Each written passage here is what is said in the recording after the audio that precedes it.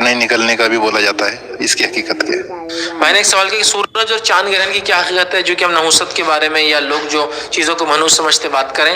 سورج اور چاند گرہن کی کوئی حقیقت نہیں ہے سوائے یہ اللہ کی نشانیوں میں سے ہے کہ اللہ کس طرح سے ایک چمکتے ہوئے سورج کو دن دہاڑے اندھیرا کر سکتا ہے، اسی طرح قیامت کے روز اس کو مکمل بجھا دے گا. اور کس طرح سے ایک چمکتے ہوئے چاند کو اللہ تعالیٰ رات میں جو ہے اندھیرا بالکل ایک دم ڈارک کر دیتا ہے، جو سفید چمکتا ہے خوبصورت کر دیتا ہے، اسی طرح روز قیامت اللہ تعالیٰ اس چاند کو ڈھانک لیں گا اور یہ اپنی نور کو، اپنی جو روشنائی کو جو ہے، اپنے ریفلیکشن کو جو ہے چھوڑ دیں گا. یہ ایک نشانی ہے کہ اللہ کیسے ان علامتوں کو جو اتنی بڑی ہے دنیا میں بتاتا ہے، میں ختم بھی کر سکتا ہوں چھوٹی. جیسا کہ قیامت سے پہلے ہم سوتے رہیں گے، تو اس کا نمونہ یہ کہ اصحاب کہف کو دیکھ لیجیے کتنے 100 سال دنیا میں سوتے رہے پھر زندہ ہو گئے، تو ویسے ہی قیامت دن میں اٹھ جائیں گے. تو یہ نمونہ ہے سورج اور چاند گرہن، یہ اللہ کی نشانیاں ہیں. اس کے تعلق سے ہمارا کوئی عقیدہ نہیں ہونا چاہیے، کوئی فعل اور کوئی بدفعلی نہیں. آئیے حدیث کے الفاظ اس طرح سے، نبی اکرم صلی اللہ علیہ وسلم کے بیٹے کا انتقال ہوا. صحابہ نے کہا، اور اس دن سورج گرہن ہو گیا.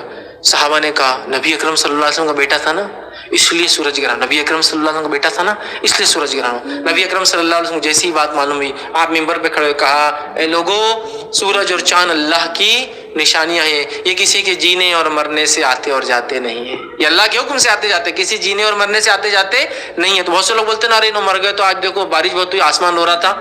کوئی آسمان کسی کے لیے نہیں روتا، کوئی ستارہ کسی کے لیے نہیں روتا، کوئی چاند اور سورج گرہن کسی نبی کے بیٹے کے انتقال پر بھی اپنے کورس کو، اپنے ٹائم کو اور اپنی جو اس کی مدار، اس کے آربٹس میں گھومنا چھوڑتا نہیں. یاد رکھیں، سمجھ رہے آپ اس بات کو؟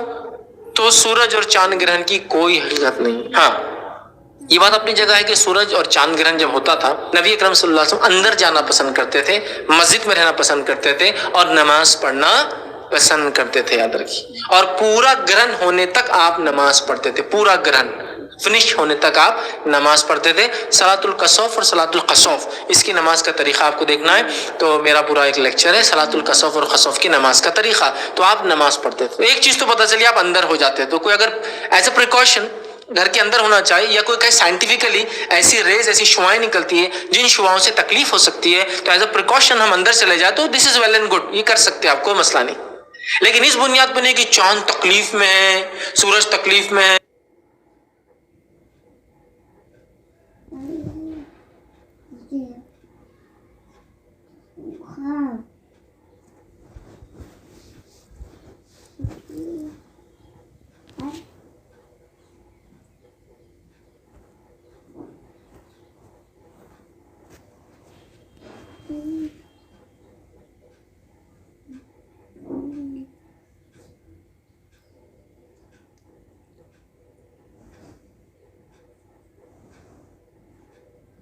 اب اگر باہر نکلیں گے تو وہ ہم پہ شاپت، مطلب ہم کو کچھ تو بھی لگا دیں گا.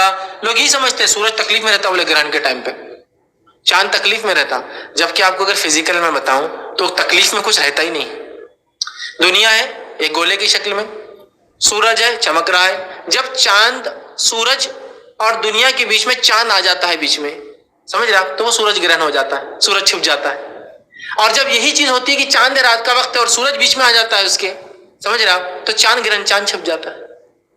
سمجھ رہے آپ، سورج کے اور چاند کے بیچ میں جب دنیا آ جاتی ہے تو وہ چاند گرہن ہو جاتا ہے. اور اسی طرح جب سورج ہوتا ہے اور چاند اس کے سامنے سے گزر جاتا ہے، ایک دن ہوتا ہے ایسا موقع، تو تب دنیا اس سے جو ہے سورج گرہن ہوتا ہے. مطلب سورج کی روشنی آنا بند ہو جاتی ہے چاند کی وجہ سے. اور دوسرے اس میں یہ ہوتا ہے کہ دنیا بیچ میں، جس سے سورج کی جو روشنی چاند پر پڑ کے ریفلیکٹ ہوتی ہے، دنیا کے آنے کی وجہ سے ریفلیکشن بند ہو جاتا ہے. سورج تو خود اپنی روشنی رکھتا ہے، لیکن چاند کی خود کی